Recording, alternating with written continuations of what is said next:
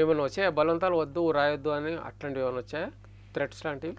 అంటే ఒకసారి మాత్రం కృష్ణవంశీ రమ్యకృష్ణల పెళ్లి జరగబోతుందనే విషయం నాకు తెలిసింది. ముందే తెలిసింది. ఓకే. తెలిస్తే అంటే నేను ఇలాంటివి రాస్తానని కృష్ణవంశీ గారికి కూడా తెలుసు. కాబట్టి వేణుగోపాల్ పిఆర్ఓ వేణుగోపాల్ ఉంటారు కాబట్టి హేమసుందరరావు ఇట్లా చెప్పండి అని చెప్పి ఆయన మనం సీక్రెట్గా చేసుకుంటున్నాము పెళ్ళి అని చెప్పి అన్నాడంట ఆయన.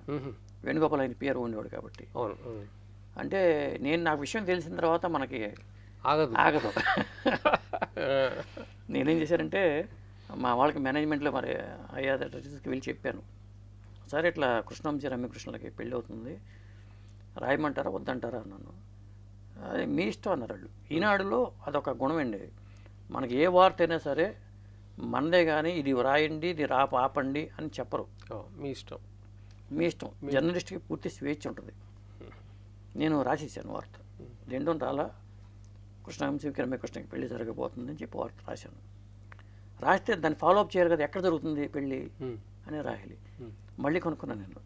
స్కందగిరి టెంపుల్లో ఎవరిని పిలవట్లేదు, పద్మారావు నగర్లో స్కందగిరి టెంపుల్ జరుగుతుంది, ఎవరిని పిలవట్లేదు, రాఘవేంద్ర గారు జగద్బాబు ఇలాంటి ఒక కొంతమంది మాత్రమే, ఒక 10 మంది కూడా ఉండరు సెలబ్రిటీలు అని చెప్పారు. అదే రాశా.